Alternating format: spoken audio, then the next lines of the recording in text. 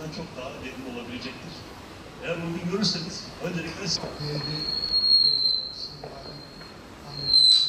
vatandaşın görüşü Sayın Valim hakikaten valilikte ve belediyemizde. sokağa çıktığınızda insanların sizden en fazla neyi istiyordu diye sorarsanız tek bir cevap var. İş. İnsanlar iş istiyor. En fazla yani Batman'da talep edilen şey iş isteniyor.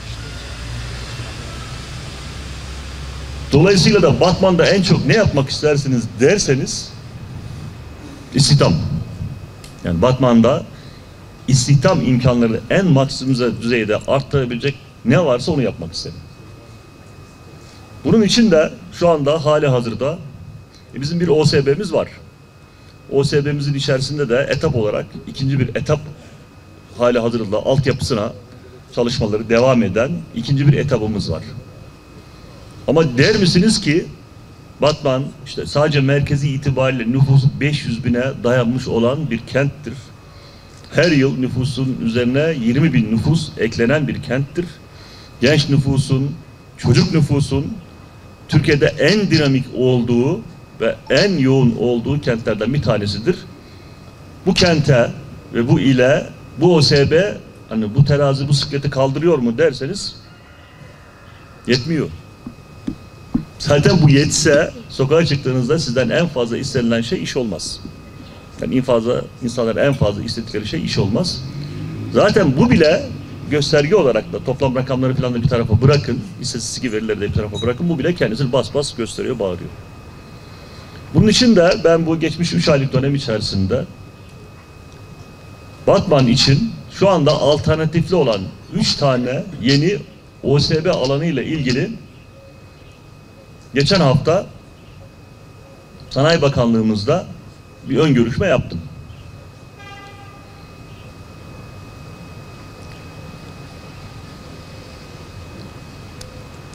Bunlardan 2 tanesi mera vasfına haiz araziler. Üçüncü bir alternatif alan olarak düşünmüş olduğumuz bir yer daha var. Bu da Batman Çayı'nın sağlı sollu kenarları. Bunu sizinle şimdi paylaşıyorum.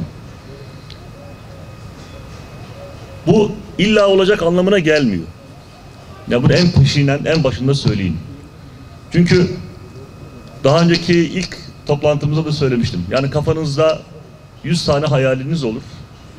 Bunlardan 40 tanesini, 30 tanesini, 50 tanesini projelendirirsiniz. Daha doğrusu fizibilite yaparsınız. Belki bundan işte bir 30 tanesini projelendirirsiniz. Ve işte aksaklık da olur. 20 tanesi de faaliyete geçer. Ama sizin 20 tane faaliyete geçecek projeniz olması için 100 tane hayaliniz olması lazım.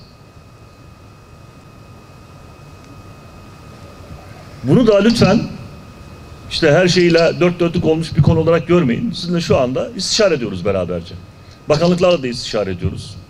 İlgili kamu kurumlarıyla da istişare ediyoruz. Bunu sizin de fikirlerinizi aşmak isterim. Tabii yukarıda Batman Barajı'nı kurduktan sonra barajın daha da üstünde Silvan Barajı'nı kurduktan sonra artık bizim sel riskimiz ortadan kalkmış oldu.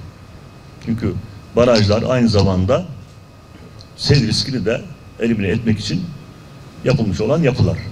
Ya bir fizibilite olarak baktığınız zaman bir OSB kurmak için fevkalade uygun arazi haline getirilebilecek bir yapı var ortada. Yani Batman'dan şu anda siz bir servise binseniz, bir minibüse binseniz ya da bir otobüse binseniz sizi 25 dakika içerisinde bu alanlara çok rahatlıkla ulaştırabilir.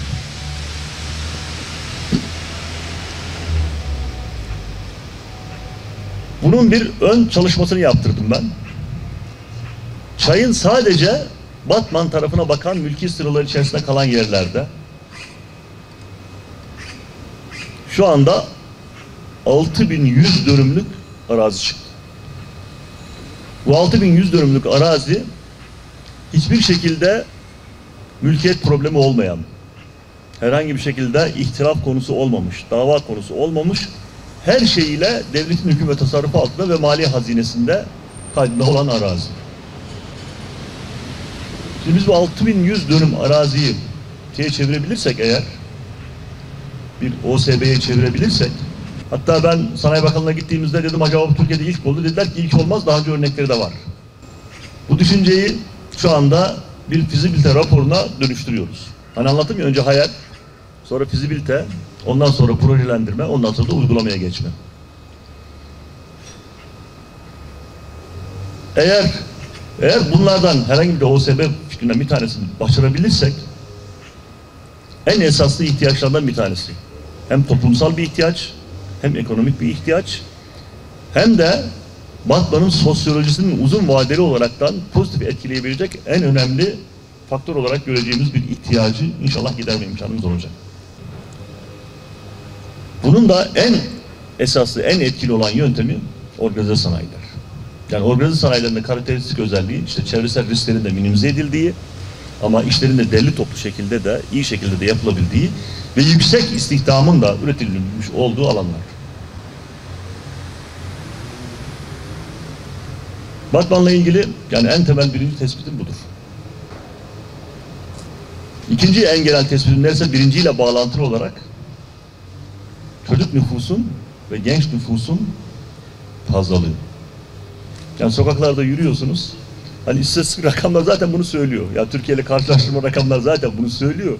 Ama sokakta yürürken bir apartmanın içerisine, bir sitenin içerisine girerken oradaki o çocuk yoğunluğunu gördüğünüz zaman bunu çok daha net anlayabiliyorsunuz. Eğer bu hayalimizi gerçekleştirebilirsek, bu OSB hayalimizi gerçekleştirebilirsek, Batman'ı Güneydoğu'nun üretim üssü haline dönüştürebilirsek, emin olun ki Batmanlıların hiçbir şekilde fındık toplamak için Karadeniz'e ya da başka yerlere gitmek gibi bir ihtiyacı asla hissetmeyecekler. 250 bin nüfusu baz alıyoruz. Başka şeyler söz konusu olduğu zaman mesela bakış açımız nasıl olmalı? Mesela belediye, imar önemli. Belediye hizmetlerinin en esas olanlardan bir tanesi.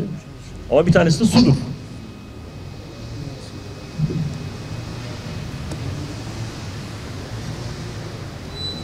Bu konu da çok önemli. Yani Batman'da biz şu anda hani bir susuzluk çok bariz şekilde kentimizde hani arızalar hariç susuzluk sıkıntısı hissetmiyoruz, çekmiyoruz.